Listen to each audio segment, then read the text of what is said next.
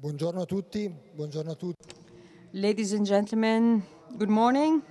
And I would like to thank our two extraordinary guests, President Obasanjo and President Prodi, that we are going to introduce in a few seconds, together with Stefano Manservisi, Director of the Cooperation and Development DG of the European Union. So we are going to talk about what moves the world this afternoon. And actually, well, what moves the world is not a nice tweet, even though it comes from an important leader of an important country of the world. What moves the world, what makes the world go ahead is not the dilemma that is passionating Italy and Europe about allowing 150 people debark from a boat. And certainly what moves the world is not a sort of one-off raid on a Syrian airport that was empty because Syrians were warned by the Russians, that were warned by the Americans. So what I've said is a sort of background noise, a background noise that risks to distract from what really moves the world. So deep changes, deep demographic changes, changes about the strengths of states, about their sort of political system and governments. And so there's plenty of changes and transformations. Some date back to 10, 20, 30 years ago, even more. And so sometimes changes come to the surface later on with respect to their root causes. And so in order to understand what moves the world, we need tools that seem to be sort of scarce. We need to look back without nostalgia.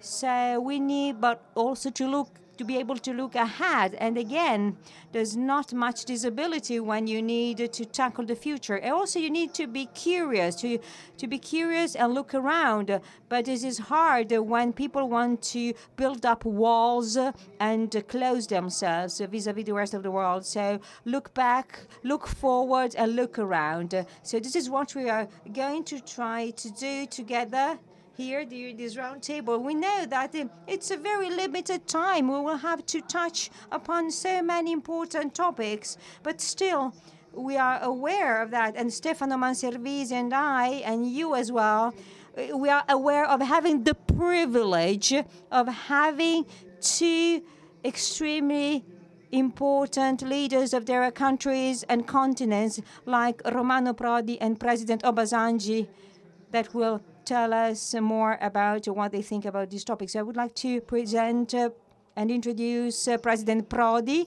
I think I've joined at least a dozen meetings with President Prodi, and everybody says, I present and introduce President Prodi, and then says, he doesn't need presentations and introduction, and then he starts, he was a minister, well, he had started at Catholic University. So I will simply say that to us, President Prodi really does not need any introduction.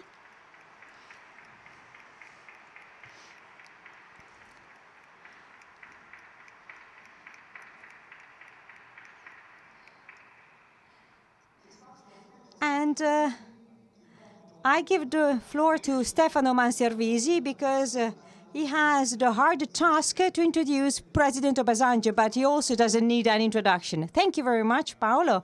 Thank you very much also for your participation. Well, President Obasanjo doesn't need any presentation introduction, especially in Africa, but maybe in Rimini it is important to underscore his importance and his leadership. So he's here as a man of state, as an embodiment of key moments of the African history. I would simply like to remember some key aspects of President Obasanjo that are very important also for the debate that we're going to have later on. There was a coup in '75 in Nigeria, and he became the leader of the country after a coup. And he brought democracy back to Nigeria. he decided to leave the power and to build a democratic way with the constitution, with the political class that had to grow up in democracy with some contradictions, but this was a key moment, a key step. And President Obasanjo won twice the elections, democratic elections, and many African leaders have to tackle the same problems that of the third mandate. It's a dilemma. Also in the African Union Charter is formally discouraged, and he found a party who wanted him, who wanted to change the constitution for that. And as a man of state, he said no.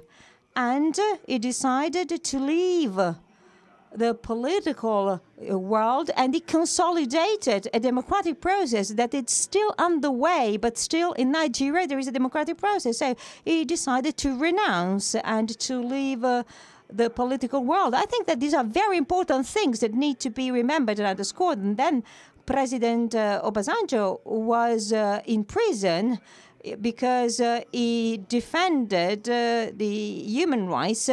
And Nigeria is a country where social and religious contradictions generate social problems of social cohesion. So he fought to create a political class. This is very important. This is crucial and paramount, because when it comes to global challenges, democracy, institutions, and the consolidation of the powers of the state are certainly key pillars and key elements, and we are going to talk about that. Secondly, is an African man of state, and Africa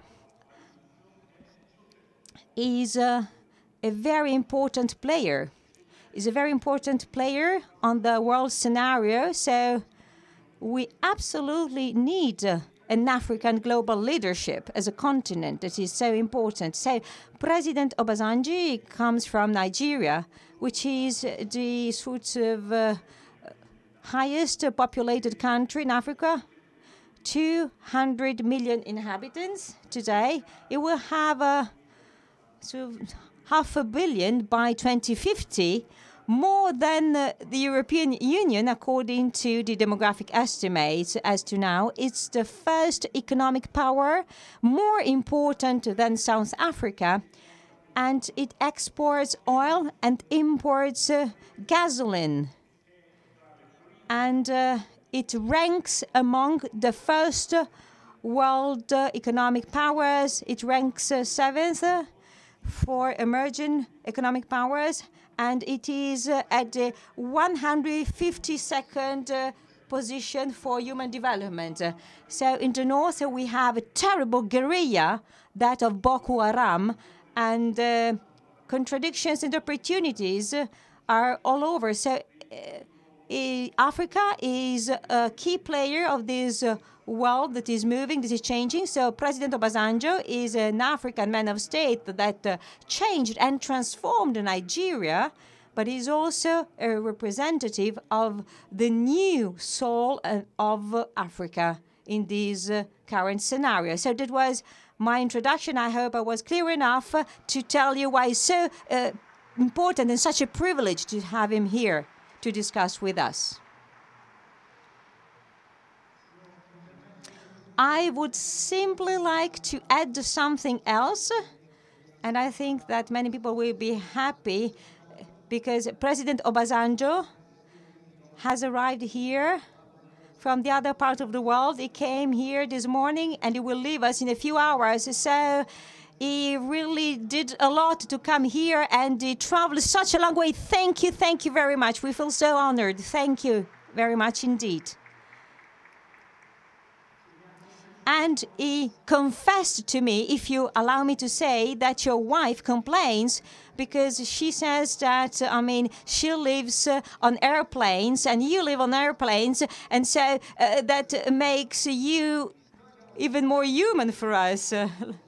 So we have decided to pinpoint and select 10 key issues about a changing world.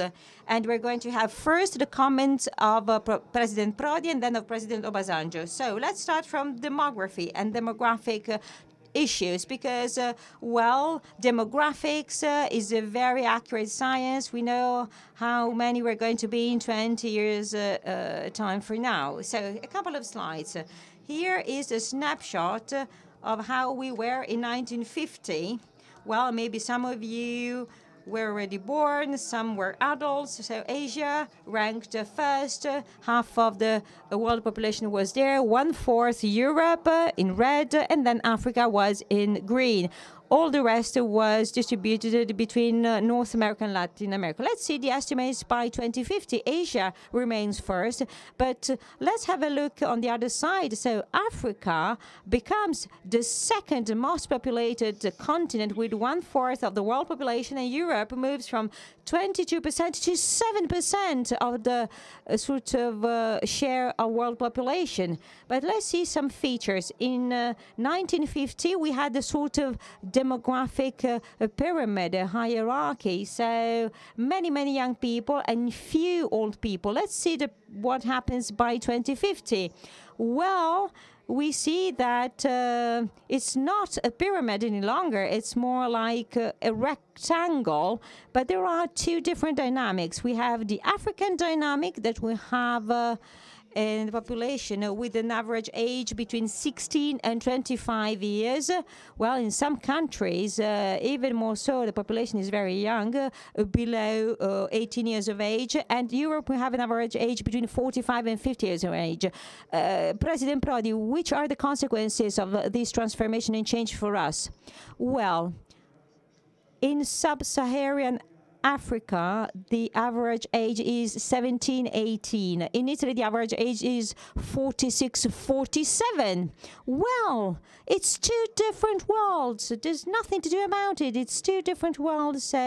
Migration issues, the need to have a dialogue that should be different from today. Well, these are the problems that we will have to face in the future.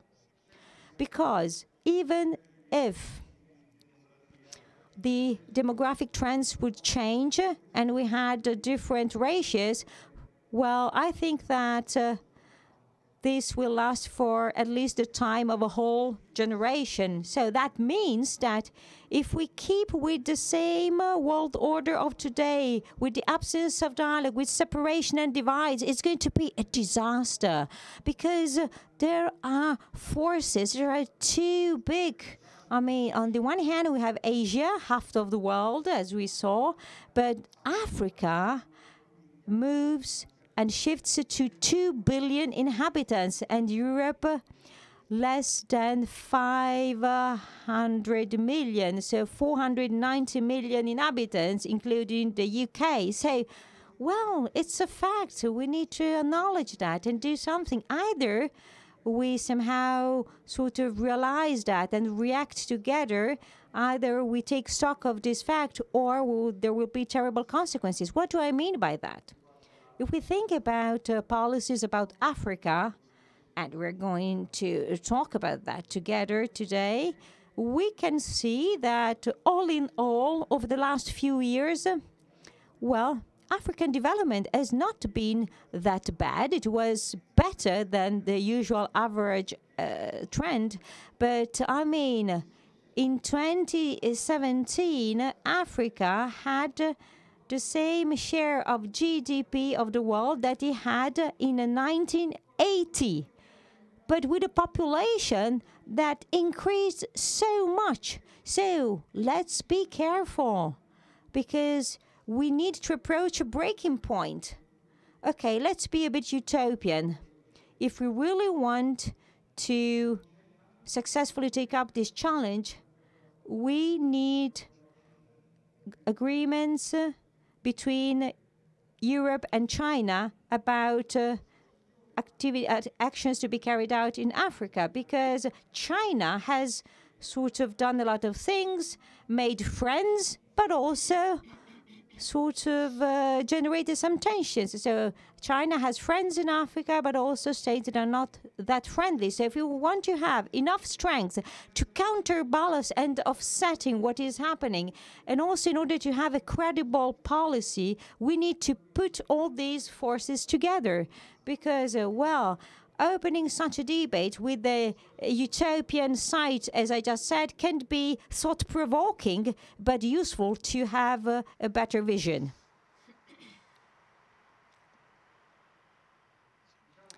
So, very often, this is what we say. Well, going back to cooperation for development, we know that it is very important to invest, to create employment, and to see that Africa is a young and always more global continent. But, Mr. President, from the African point of view,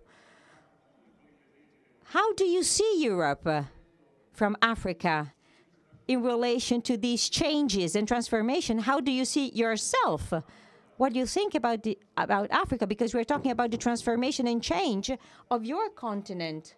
So, what do you think to do?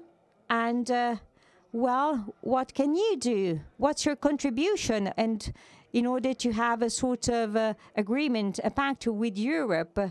But we are looking at Africa. But what does Africa think about itself and how Africa sees the involvement of Europe in its development? Very much. I want to appreciate my friend, President Prodi, for being here with me on this panel. We have been on the same panel on a few occasions. And for me, because we worked together when he was in the European Union and when I was the president of Nigeria, he is a truly a European of no mean order. Now the point about demography. There are two ways to look at demography. Demography should be seen as an asset or should be seen as a liability. Throughout ages, demography has been what has helped in developing societies and communities. And it will not change.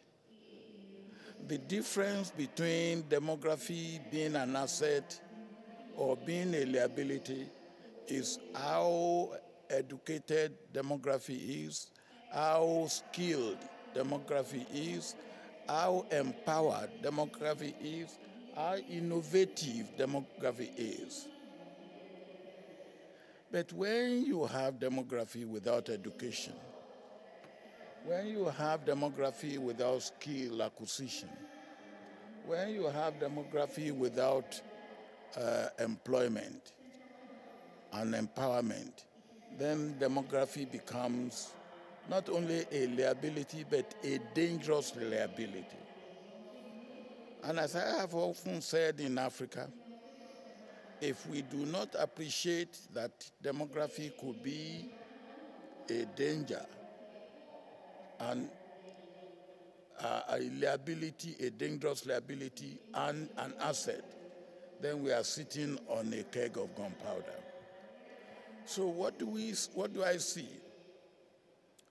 In the past, demography has not been static. Anthropology and archaeology has proved to us that human existence began in Africa. Now, if that is so, and nobody has disputed that, nobody has said it's not so, it is demography and migration that have developed the world. that moved from Africa to Middle East, to Europe, to Asia, and later to the Americas. And that is one thing that we must remember. Humanity remains humanity. And what do I see for Europe and what do I see for Africa? African leaders and Africans as a whole must take their responsibilities seriously in managing their demography. They cannot show irresponsibility by not paying adequate attention to the management of their demography. Europe, whose demography will be going down, and Africa, whose demography will be going up, we should be able to, as President Prodi said, we should be able to come together. Now, what are the things that Europe will require from Africa in the management of African demography for the benefit of Africa and Europe, and indeed for the benefit of the world? And what will Africa require from Europe in the management of demography, so that the demography of Africa and the demography of Europe can be complementary rather than antagonistic? And I believe that this is one thing that we have to do when we in Africa and you in Europe talk about demography. Demography should not necessarily be a liability. If it is well managed, if we work together, demography should be an advantage. It should be an asset to Europe and Africa, and indeed to the larger world. Thank you. Passiamo a un secondo.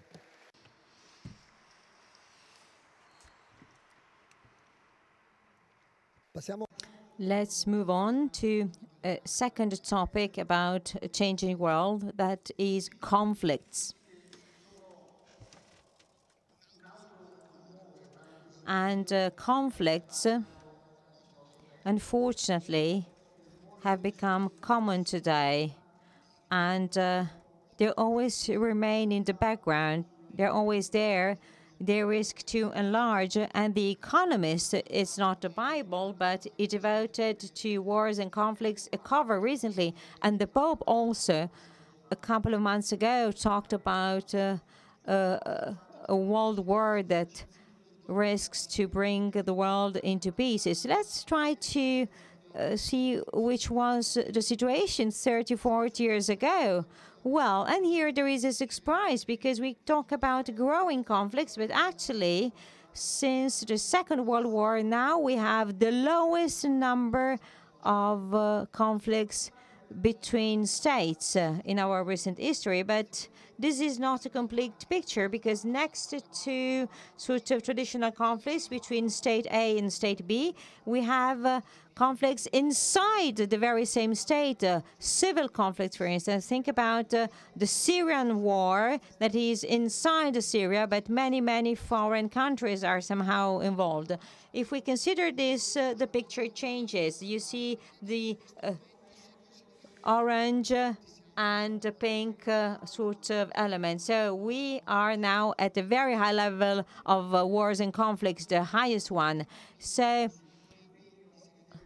as a Secretary General, an African sort of personality devoted a great part of his life, Kofi Annan, and we want to remind him together with another great leader of Africa. So Kofi Annan, after the tragic experience of Rwanda and Bosnia, at that time he was the director of Partner for Peacekeeping. He has been working over the last year of his secretariat to give the UN the possibility to deal with the internal conflict, with the responsibility to protect it after the experience in Libya has become a bit out of fashion. And so I start again from President Prodi. To what extent are we at risk?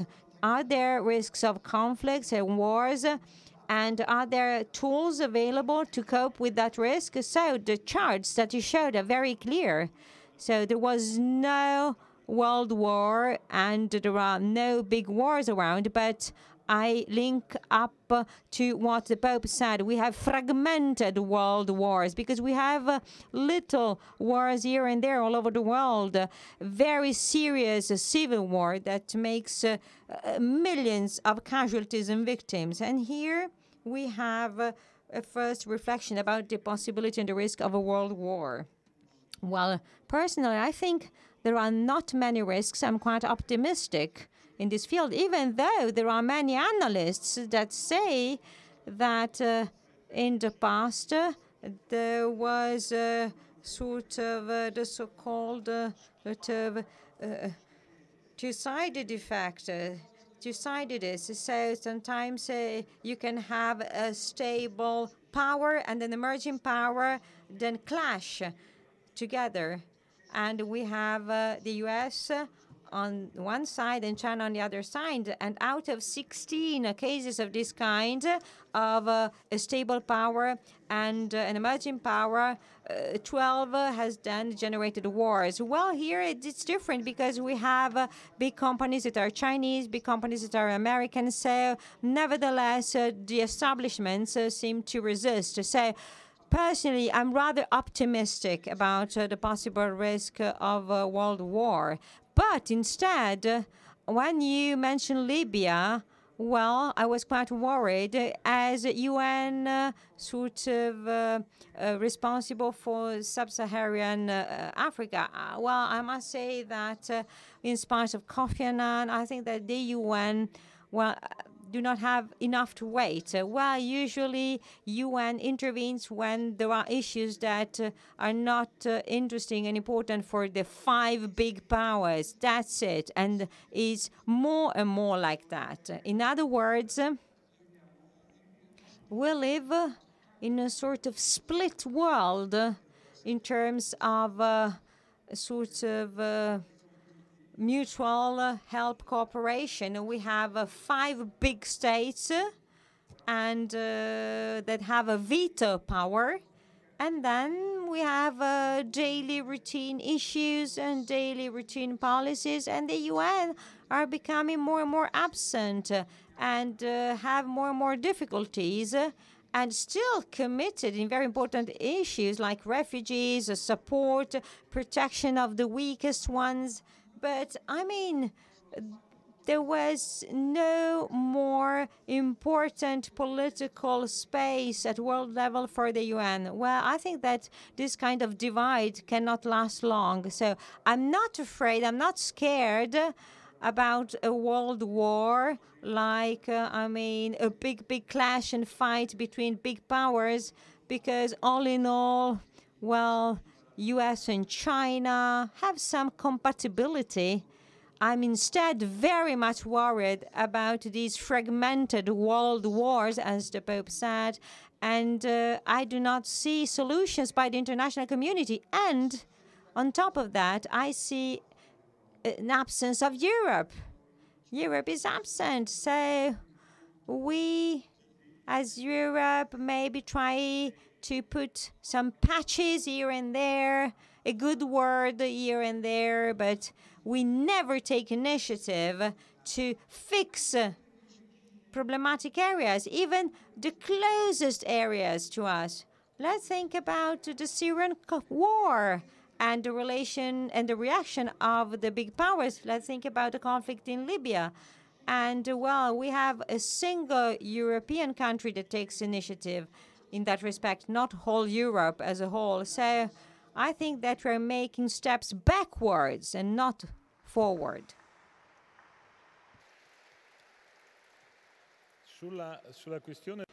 As to the dynamic between UN intervention, political will and ability, well, when he was president of the European Commission, President Prodi, together with me, invented a mechanism to help Africans make peace, so to speak. There was a little idea that we had because we had limited resources. We had this African Peace Facility. We have spent 2.5 billion to help Africans in peacekeeping operations in 12 years, more or less. So I think that the best solution is the one that was found by those who are under stress, so by African themselves, and this is a key point. So, President Obasanjo, in your capacity as founding members of the African Union, in your capacity as opinion maker, in your capacity as a sort of member of the African panel chaired by Kofi Annan. So, we have African responsibility and global responsibility. Do you think that that could be the way to sort of have Africa find solutions more than Europeans? Can Africa take, the destiny of some areas like the Sahel area that are sort of full of jihadists, terrorists, and smugglers? And we have Boko Haram in Nigeria that has very complex causes. There is never just one factor, one external factor. Then we have the weakness of Eastern Africa that is influenced somehow from what happens sort of in the Middle East. And then we have Somalian Shabab that can sort of move a lot and can merge with sort of Eastern sort of movements. So do Africans have enough tools and determination to fill sort of a gap between the prisoner of the interests of few and a reality where there are many, many internal tensions that generate human dramas and instability? I want to distinguish between the possibility of a world war and the continuation of conflicts, whether they are large, small, intra-state conflicts, or even interstate conflicts. I believe that one of the things that has helped us to prevent a world war since the end of the Second World War is the deterrent nature of nuclear weapons. I think it's clear to all the big powers that any world war today, which will be between two big powers, will involve the use of nuclear weapons. And in the use of nuclear weapons, nobody will be a winner. I think that is clear to everybody.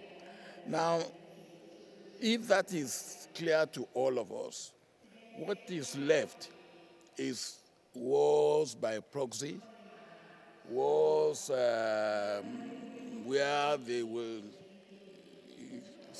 start up one area against another, and we in Africa have been the greatest victim of this. We have talked about the situation in Libya. Africa had a blueprint solution to the problem of Libya. But when African leaders were trying to put that blueprint into action, they were overruled. They were overruled by both Europe and America. And that's what happened. And in a situation where the powers, the resources of Africa are limited, they will be only able to manage to the extent that they have resources. And we have done this successfully. We have intervened on our own in Sierra Leone. and brought the situation in Sierra Leone to a successful end. We have intervened on our own in Liberia, and we managed this problem in Liberia on our own. Now, what we have said is that on the principle of subsidiarity, leave us to be able to manage what we can manage in Africa. And where we are in need of resources, give us resources, additional resources, to be able to do what we need to do for ourselves, by ourselves. But whenever we have a big power to intervene for whatever reason, we lose out on the ability to do what we need to do.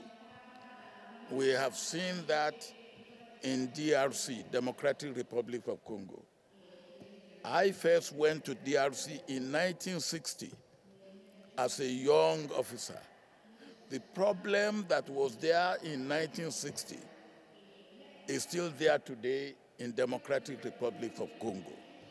And it will continue to be there until and unless we allow the people of Democratic Republic of Congo and their brothers and sisters in Africa to resolve their problem.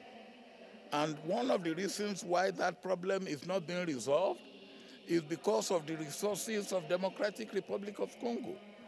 It's one of the most, one of the countries with the largest, if not the country with the largest resources in Africa. So the answer is this: leave the principle of subsidiarity to work in managing conflicts in Africa and elsewhere in the world. Now, if that works, I believe the number of intrastate conflicts will even go down, just as the number of interstate conflicts have gone down. It is that the UN, which used to be very, very, be an octopus in the area of peacekeeping and peacemaking, let the local, regional economic communities in Africa, in Asia, maybe in Latin America, do the work that they can best do. And let's encourage them and give them the tools to do the work. Then we will have near perfect peace. It will be near perfect peace, because there is no time in the world that we have had absolute peace.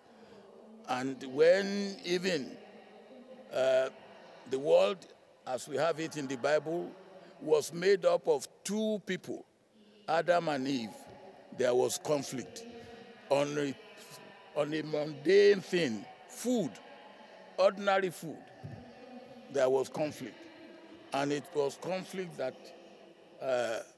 brought God's curses on both of them. When they had two children, there was even a conflict that was deadly. Cain killed his own brother, Abel. So I don't believe that there will be absolute peace, but there will be relative peace if we do what we should do. And what I am asking for is that the UN should enforce and make to work the principle of subsidiarity. Thank you.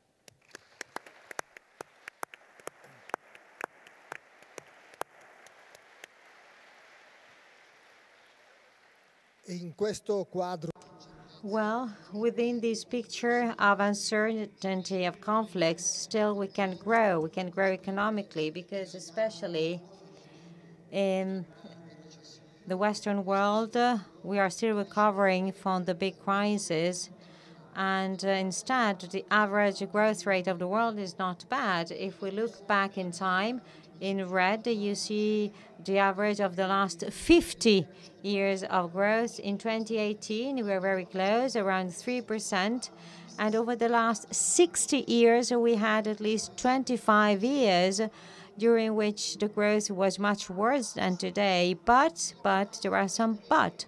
First of all, these are data about the average growth. So we have countries that had a growth rate of 15%, even Africa, and others went back compared with what they used to have. The second but, so the second shadow, is that this average of the last 60 years is taking advantage of two exceptional situations: very, very low interest rates, and probably they will go up sooner or later, and very, very low sort of taxes on trade. So actually, this is the period of our history with the lowest duties. And the third but is that, well, that growth was not sort of well distributed. The inequalities went up. What you see here in blue and light blue shows that inequalities have gone up. And in white, you see countries about which we have no data on inequalities. So the whole world, apart from a couple of exceptions, suffered from inequalities. So President Prodi, what should we expect from that? I would like to say 30 seconds about what President Obasanjo said, just to say that we have big challenges. So you talked about the Democratic Republic of Congo, and so there are going to be very complex elections. So let's think about one thing. The world needs to go towards electric cars. 70% of rare metals that go in those batteries are in just one country, the Democratic Republic of Congo. So, yeah, it's like a sort of mine of powder that could blow up any time. So there could be such a big conflict there. It's, I mean, everything seems to go through the Democratic Republic of Congo because of the rare metals, unless we have a big technological change. So let's be aware of that. Let's be aware of the importance of having a referee for these internal conflicts, because there anything could happen because of these rare metals that are so precious for electric cars and the batteries that go on electric cars. And secondly, it is true, there is something good, because globally, developing countries grow more and better than industrialized countries. If you have a per capita income of, I don't know, $25,000 instead of 500, I mean, the growth ratio is also different in terms of impact. But you really, inequalities are very, very serious. We have capitalist countries, communist countries. We have France that has changed for a couple of years, Brazil. But inequalities are growing anywhere in the world, regardless of the kind of government. Well, in China, we have impressive inequalities that are growing, ever-growing, impressive inequalities. Why? Why is it so? Why? Well, here the answer is very interesting. Well, for our countries, the reasons are quite simple. Well, economy being more and more influenced by finance and the financial world, so the financial world has become so important and dominant. And moreover, something else is changing. The new sort of players of the new world, well, in the past, we had General Electric, Ford, General Motors as biggest players in the world. Now, the biggest players are, let's say, Google, Apple, Amazon, Alibaba, so middlemen, and they are piling up money and the world wealth, and they are provoking huge inequalities, and not only because of the fact that they bring their profits where taxes are lower, and this is true, but also because they gain always and they cover always a bigger share of the world population. If you use Booking.com to book a hotel, they get from 25 to 30% of the amount you spend, and this applies to anything you do with that sort of company. So, I mean, and then what happens? Who is going to suffer from that profit? Maybe the owners of the hotels, or maybe the cooks and the waiters and all the people working there. So these technological setting is increasing inequalities.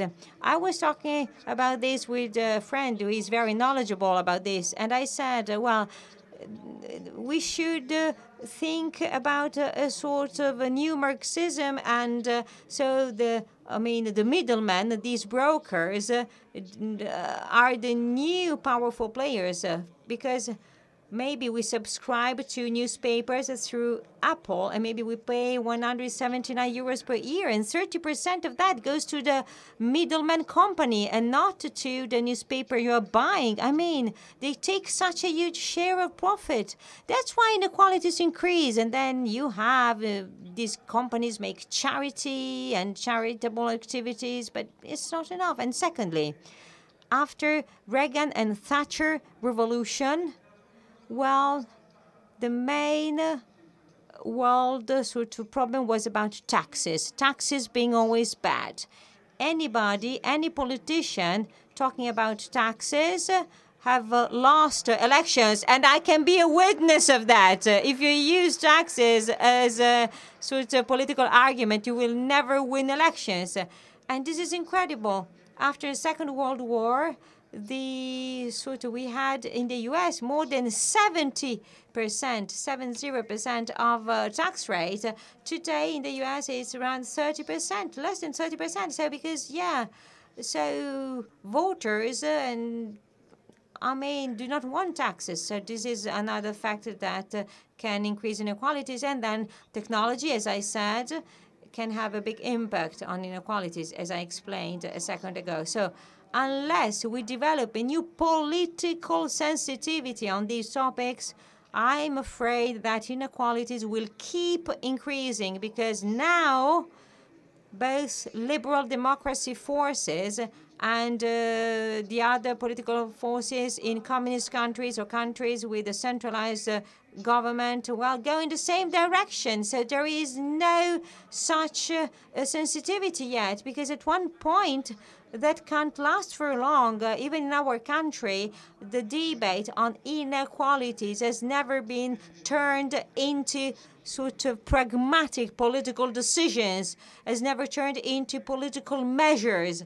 So, and I think instead that we need to tackle this, we need to face it, because it can't last longer.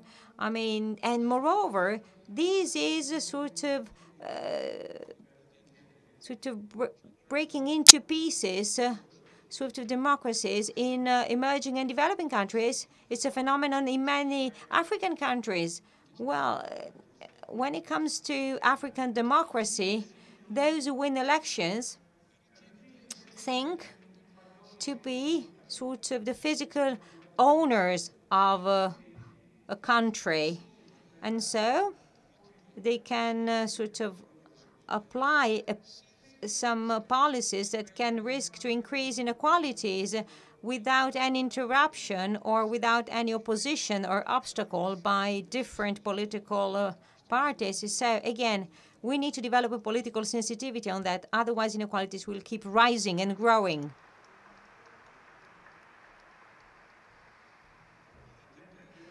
Mr. President, what about this issue in Africa? Even during the big economic crisis, Africa kept growing. Well, it was a fragile growth, but not so much connected as in the past to the prices of raw materials. Well, now we have average prices, and so Africa is now an average growth rate of 4, 5, or 6%. And in the telecommunication sector, the growth is even higher. On the other hand, the African society is pretty young and likes technology. And for instance, mobile phones are very much used in Africa to make money wires and bank transfers. In Africa, we have an average higher number of smartphones than in Europe and the Americas. So there's a sort of big use of technology in Africa.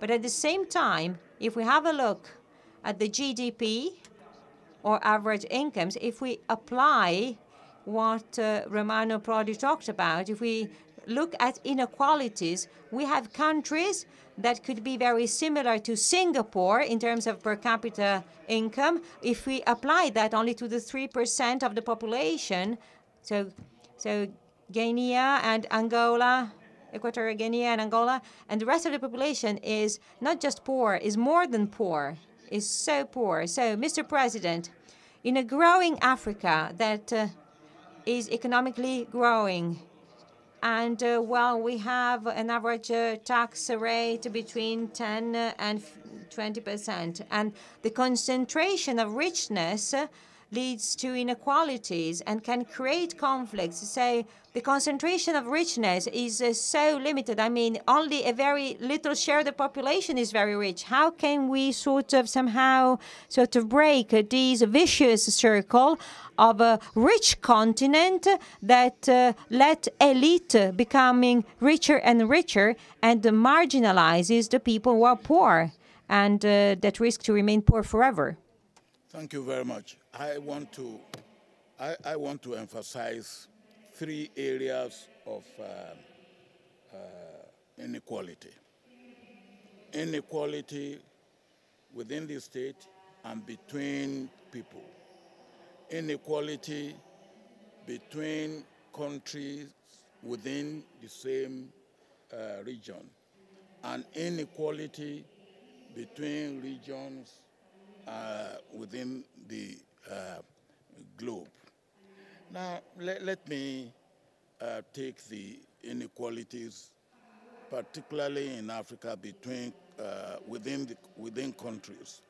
What we have found in Africa is that while we are developing by GDP of 7% and 5% and all that, now, what will make our people live a better life is not there.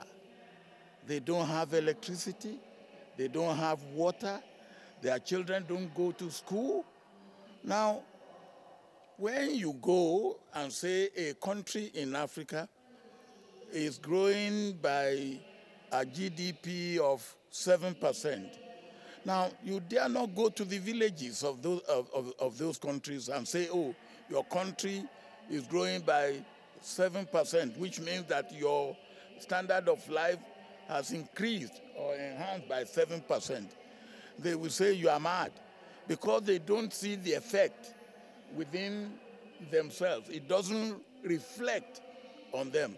So for me, I believe one of the things that we must do is to find some other parameter for deciding what is the growth rate and how a particular country is doing, other than the GDP. There must be measures or factors that shows the increase in the well-being and wellness and welfare of these people. Infant mortality, maternal mortality, life expectancy, education, employment, these type of thing. Now, what has happened is that the few who have been able to get into get economic ascendancy, continue to widen the gap between them and those that have not been able to.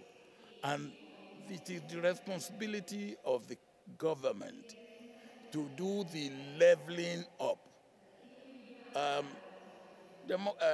Capitalism or market economy, whichever one you want to use, by itself does not do the correction or removing inequality. It tends to even exacerbate it. But government policy must be the one to deal with that. Now, the inequality between countries, I want to say this.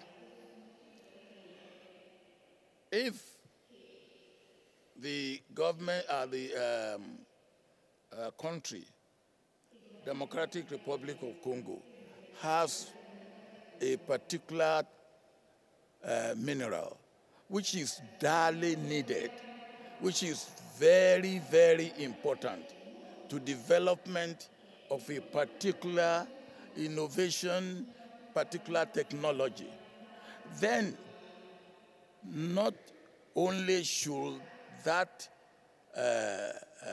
mineral be of importance to the world, the country, the living condition, the development of Democratic Republic of Congo must also be of importance to the interest of the world.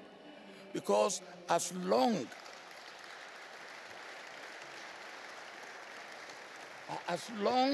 as you leave that country prostrate, and we are interested in is the essential mineral, we may have a situation in one day that because of the conflict in intra-state conflict in that country, you may not even have access to the mineral. So it is better we take it the holistic view and holistic action. And I always say in Africa, there's no need to have an oasis in the midst of a desert. All African countries must endeavor to develop together. Because if you have a country that is fairly well developed and another one that is not well developed, you will have the problem of migration, which we are already having. That's why we have xenophobia in South Africa. And the people, the young men of South Africa believe that people from Tanzania, people from Angola, people from Mozambique, and who have come to their country are the ones that do not allow them to have a better life, whereas that is really not the case. Now, then let me talk about the regional inequality. The regional inequality also has to be attended to. If we want to have a sane world, an equitable world, a world where we will all feel that we belong happily to the resources of the world and we can share it for the good of all the inhabitants of the world, there must be action to close the gap in regional inequality. And I believe it can be done, and it should be done.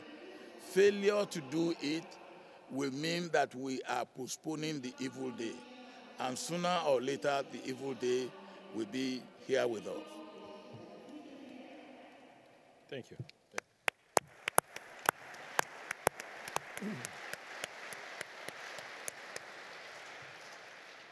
È già stato. Well, there is another topic that has been mentioned by President Obasanjo. There are migration flows, and migrations are the up-to-date political issue from Sweden to Italy, from Europe to US, from Mexico to anywhere else in the world, the new president of Mexico will have to face the American bloc that stops migrants from Central America from going anywhere else. They are blocked in Mexico. And then we have Australia. Australia that is considered as a model because 4 prime ministers over the last 10 years have been dismissed, not just for immigration, but also for migration issues. Again, if we try to adopt the same sort of approach, if we look back and see the population rate that is migrating, actually, we're not going through an incredible migratory emergency in the 60s. The economic migrants and of other kinds were 2.4% of the population. Today we are at 3.3%. Is that enough to somehow collapse European cohabitation and create crisis anywhere in the world, in Europe and not only? Well, let's see some absolute values and not percentage values. We had 72 million of migrants in the 60s. We have today 243 million. But maybe we think about a crisis because over the last 15 years, the place where migrants go has changed. Look at the areas in yellow. So, and I limit myself to Africa and Europe. So the most yellow is in Africa. So from one African country to another one. And then in Europe, we had the migrations sort of arriving from Eastern Europe after the collapse of the wall, so of regimes, of communist regimes. Let's see the same migratory flows always in yellow. We see that more than ever, Africa is a place of migratory flows and migrations, but you see that the yellow has sort of been added somewhere else. So we have, on the one hand, the big flow from Syria, the huge yellow stream. So in 2015, from Turkey through the Balkans to the sort of Balkans, and then we have the flow of Ukrainian Russians going back to Russia. So we had another big yellow sort of stream. So President Prodi and President Obasanjo, how can we comment upon this? So I know that this is a very, very complex topic, but still try. Well, these data are so meaningful. First of all, migration has always been important. When we talk about a big migration, we think about biblical migrations because in the Bible, well, there's plenty of migratory flows. But still, the big difference between 2003 and 2015, well, actually, there is no big difference inside Africa because it was uncontrolled and not direct migration. The big difference is that today governments have nothing under control. So everything is out of control. And so this contributes to the big fear. If we had a look at the data from 2015 to 2017, we would see no more yellow stream from Syria because there was this agreement between Europe and Turkey, and that was somehow sort of guided and oriented and stopped. So we have migration that has become a global issue, and it has changed because it intertwines with the problems of citizen security. We know that, well, there is competition brought by migration to local sort of employment. But actually, this is not true because if we had no Moroccan workers, we would not have Parmesan cheese. We would not have clean cities if we did not have Romanian sort of brick workers. We would not have any more houses being built, and they also pay their taxes. The thing is that there is a lot of uncontrolled immigration. So I mean, there has been a flow from Africa for quite a long way. When I was a prime minister and president of the European Commission, actually, Gaddafi himself was using these somehow sort of migratory flows as a threat. He threatened to send over sort of migrants, but there was an international order that somehow managed to do that, and that never turned into anxiety for the population. But now this has changed.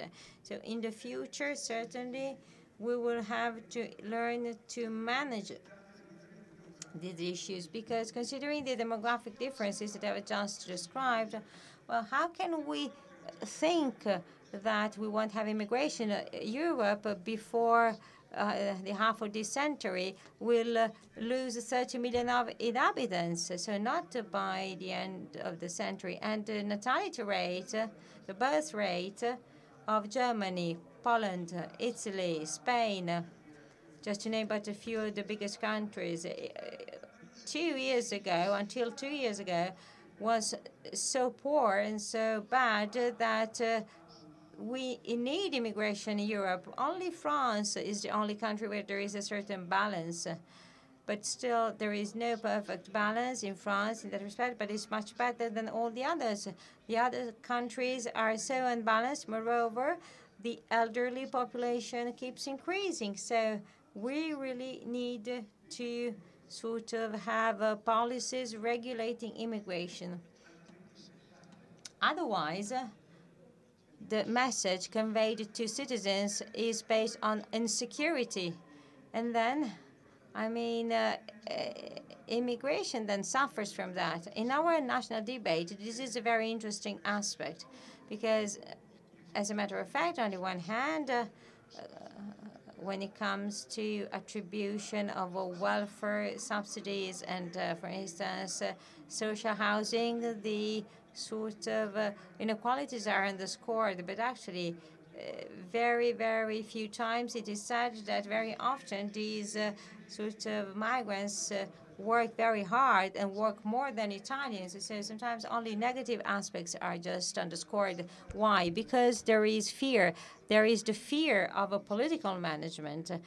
And Europe could play such an important role that would be so meaningful, because the lack of political management adds up to the fact that countries feel like being abandoned. So there's a double problem. So on the one hand, we need to have peace in Libya. We need to make Libya a peaceful country, because in Libya there is a tragic sort of flesh trade with so many horrible consequences. We need to fix that. Otherwise, that will become a real problem. And similar phenomena seem to be appearing vis-à-vis Spain and the Morocco, Algeria area, so that part of Eastern Africa, or sorry, of Western Africa. And so there is a big threat, and we can do something about it in a decent way only through restoring relationships between countries. But this is possible not only through a sort of a solution of the situation in Libya, but also with the sort of boost and push to African development. That's why we would need a big plan involving Europe and China for the development of Africa, because migration then could be regulated and become less dramatic. And you can do that when a country is animated by hope. It's not when a country gets rich, but when a country starts hoping. Let's talk about the migration of Italy when Italy was a poor country after the war. So people stopped leaving Italy when they started recovering hope. So again, people stopped migrating to Germany when hope came back. There was a perspective of development. So we need to sort of work, on the one hand, on the political level for political cooperation and cooperation, on the other hand, investments in infrastructure, development, cooperation, especially for Africa.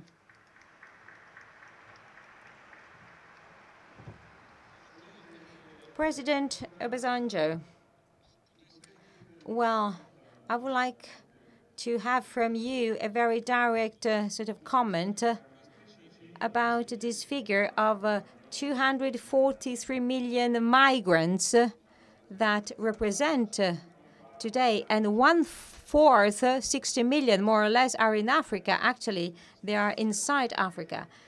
If we consider that countries like Uganda host refugees, migrants, displaced people, more than one people going back and forth with open borders. Let's think about Ethiopia hosting whole communities of refugees and migrants, more than 800,000 people.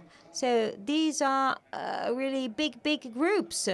And this is the reality of Africa today. As African leader, what do you think about this debate on migration in Europe that risks also to endanger the European Union? As African leader, what do you think? And also considering this reality of Africa of 60 to 70 million of refugees, with poor countries that host up to 1.5 million refugees. What do you think about our debate in Europe on this, on migration? Thank you very much.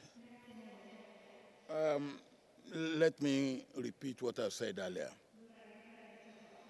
The development of the world, the spread of population has been based on migration. And it will not change. But let me quickly say that the first culprit about the migration from Africa, within Africa, and from Africa to other parts of the world, particularly to Europe, over the Sahara, over the Mediterranean, the first culprit are the African leaders. And African leaders must accept their responsibility. Now, I do not share the views that people keep saying and blaming colonialism for all the woes of Africa. Yes, we had colonialism. Yes, colonialism underdeveloped Africa.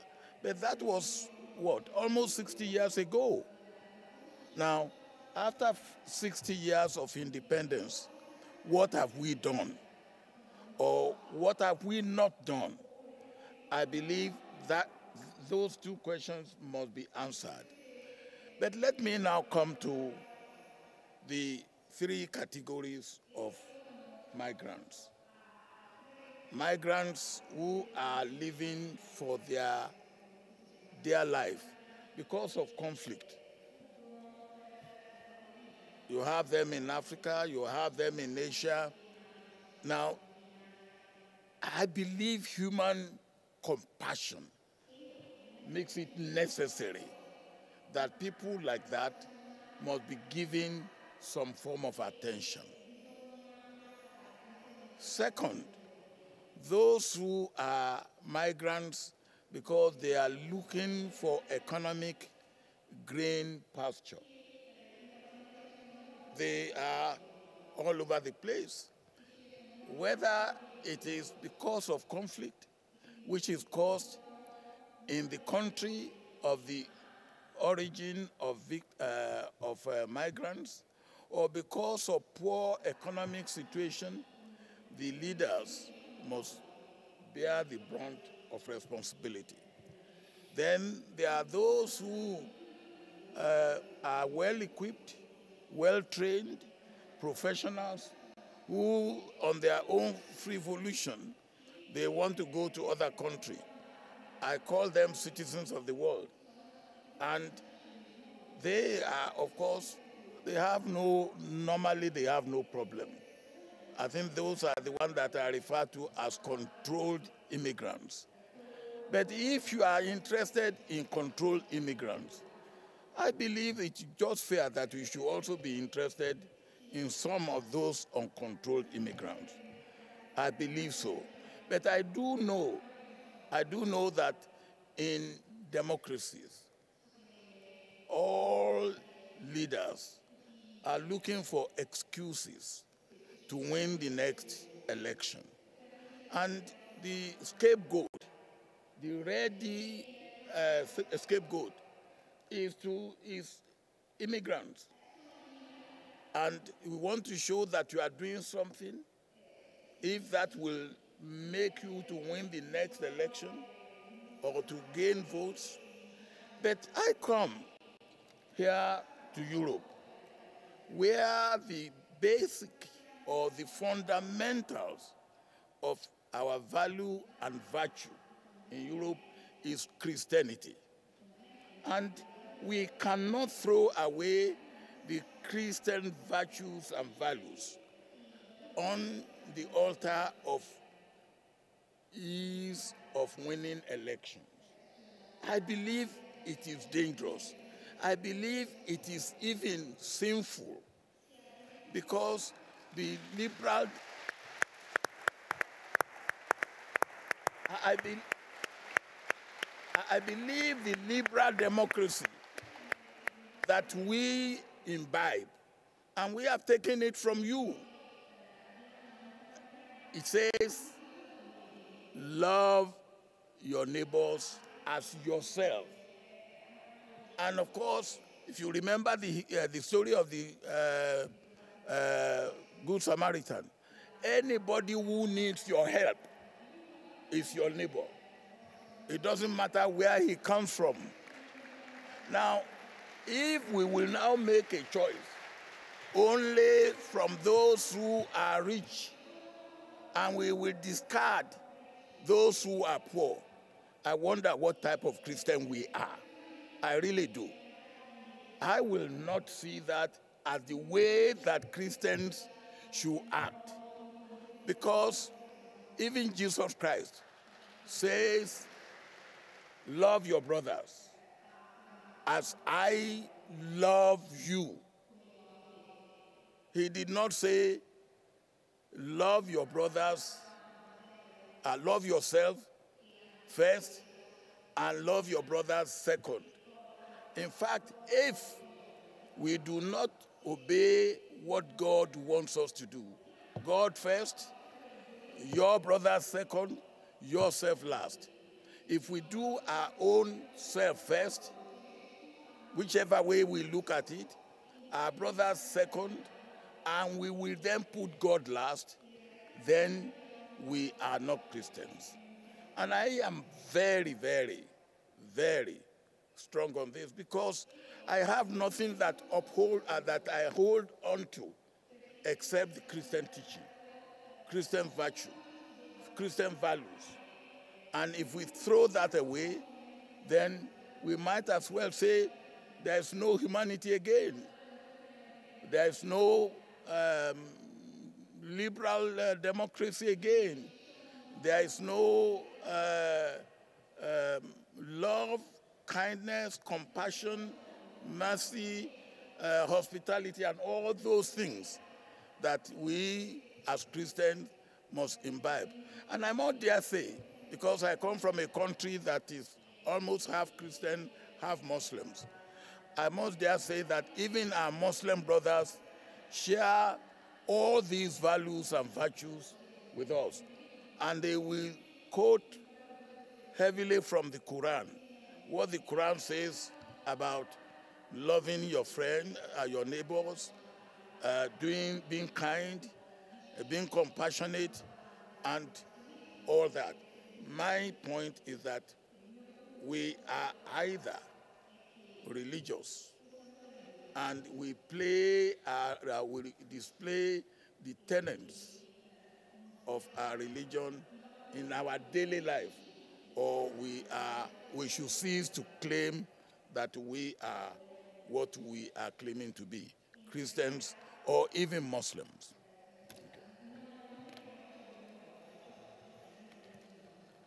Thank you for the reply.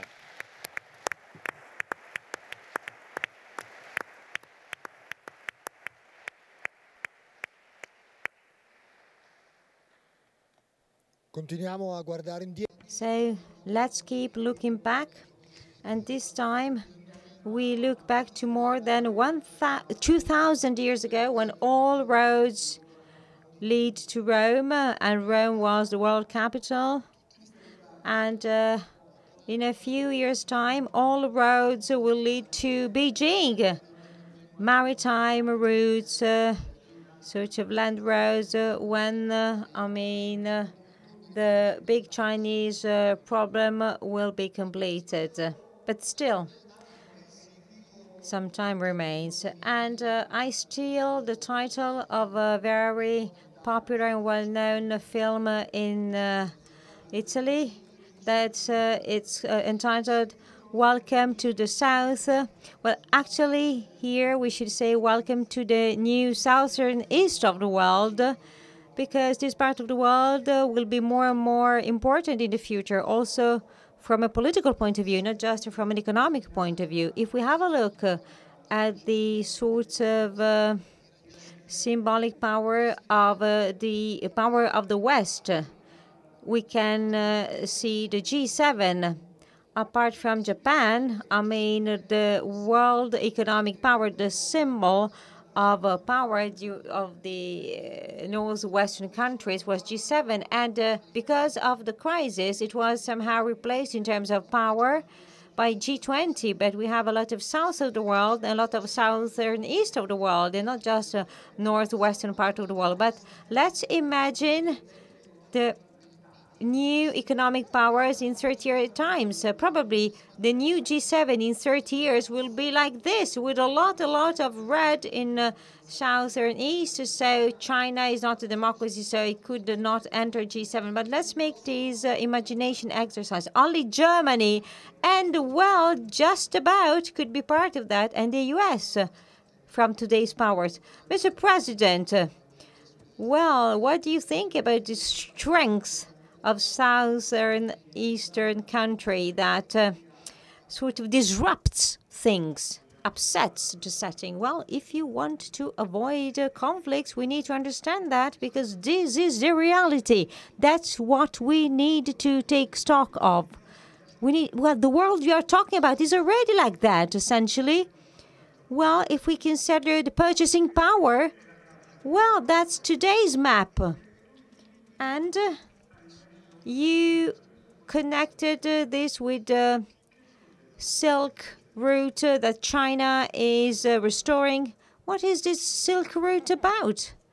Well, simply is that sort of big economic plan, maybe the biggest one after the Marshall Plan. So the big expansion and growth of the US was preceded by the Marshall Plan. I think that this Silk Route Chinese plan is the same kind of plan and approach. And this will play the same role the Marshall Plan played for the US. So what is this Silk Route plan? Well, apart from Marco Polo and the usual rhetoric, well, we should be a European terminal, but instead we do a mess. But still, the European terminal is either Greece or the harbors in the north. Well, but let's put this aside. So China wants to create around itself a big alliance of countries in order to sort of make the most of the fact that the vast majority, more than half of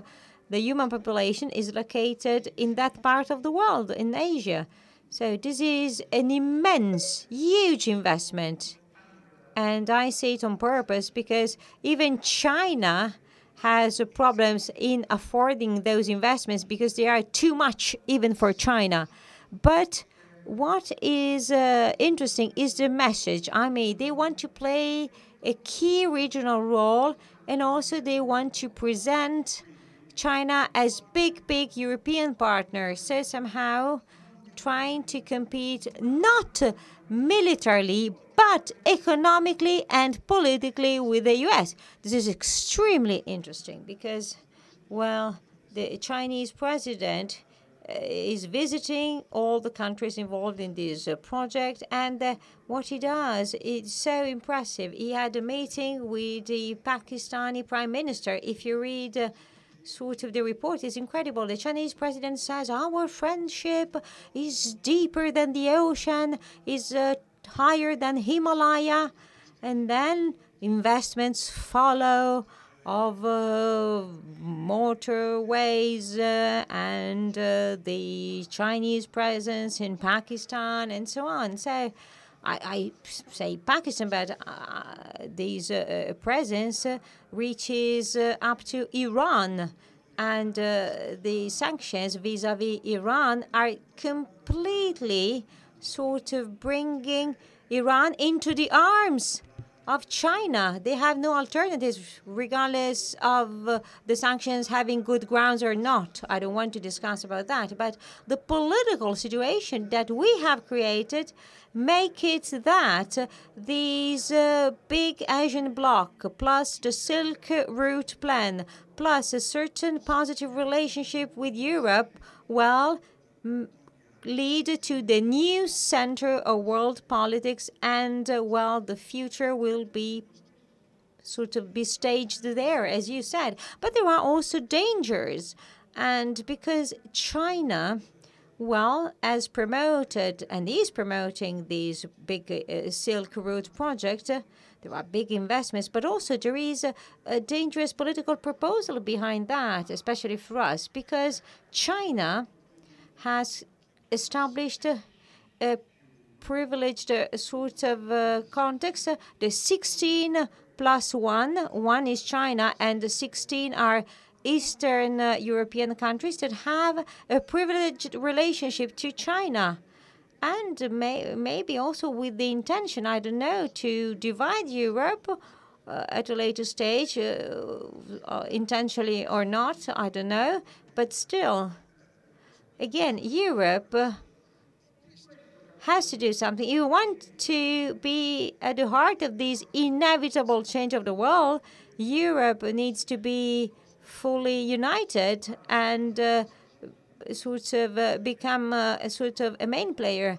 Well, this 16 plus 1 is wrong because, well, Europe is not made by these 16 countries, the most recent EU member states. The nucleus, the core of Europe, Italy, France, Spain, Germany, Poland, I mean, it's something else. So I think that this is also a Chinese mistake. But the biggest mistake is the European mistake, because Europeans are not understanding that when faced with these big changes of the world, we have to change as well. And we have to change our policies.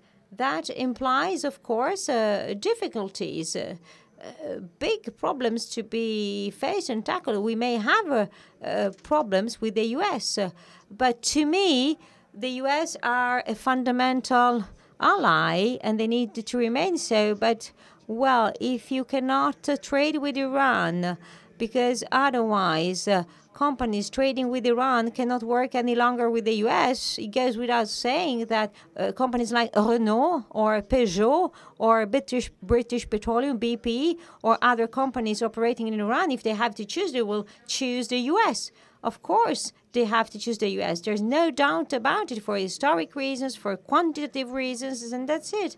So we are creating contradictory policies. And so Europe is divided. So let's be careful. We must be warned. If we keep doing like that, we will become sort of passive players of this big political proposal. And we will simply observe a change of the world that, to me, is inevitable.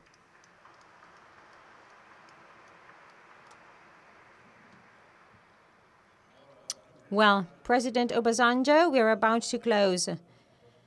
So just a remark to answer somehow.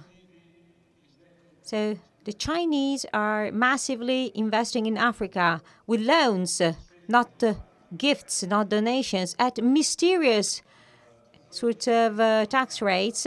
And Chinese companies build roads there. Chinese companies build roads in Africa. and make profits, they also exploit sort of forests there. So Chinese executives and managers decide what to do. So, I mean, what do you think about the fact that you have finally set free from sort of European colonialism, but don't you risk to sort of become trapped into Chinese colonialism? This is the question I get asked by our friends from the West, and I'm happy that you have asked the same question. If China is keeping the largest treasury bill of the U.S., and by keeping the largest treasury bills of the U.S., which if they unload, the economy of the U.S. will be in trouble. If they are not colonial masters of the U.S., why should China, by buying commodities from Africa, by building roads in Africa, and they are not doing it free, they are being paid for it. European contractors have built roads in Africa. American contractors have built roads in Africa. They are not doing it free. They are being paid for it. Why should the one of Chinese be a problem? Now, what is happening, unfortunately, with our Western friends is they are not putting their own house in order, with all due respect.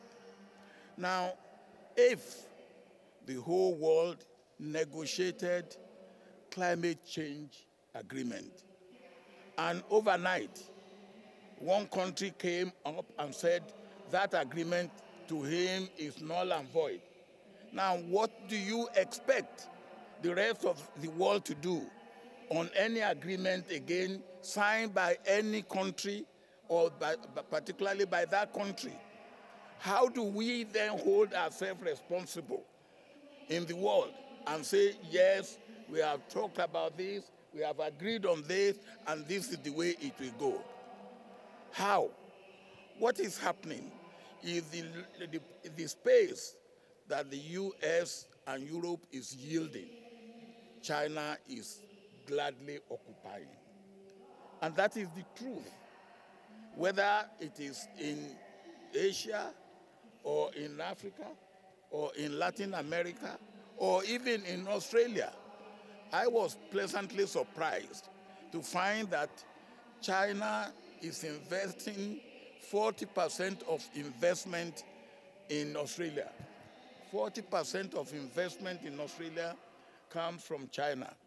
Now, if Australia is not a colony of China, forgetting 40% of investment from China, why should Africa be a colony of China? We believe that our old friends are good.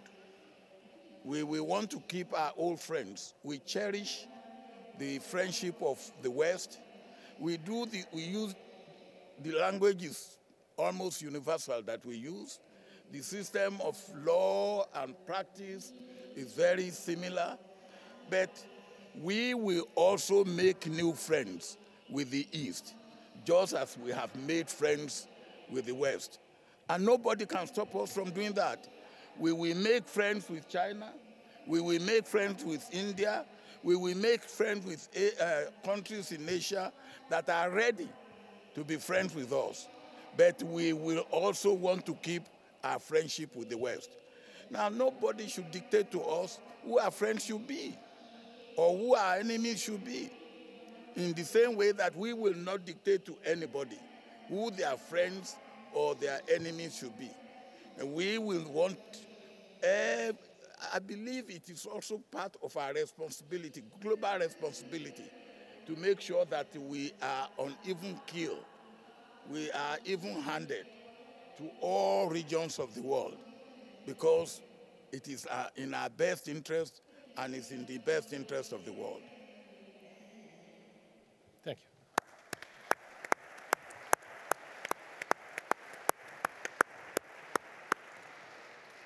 you. Ahimè, il tempo.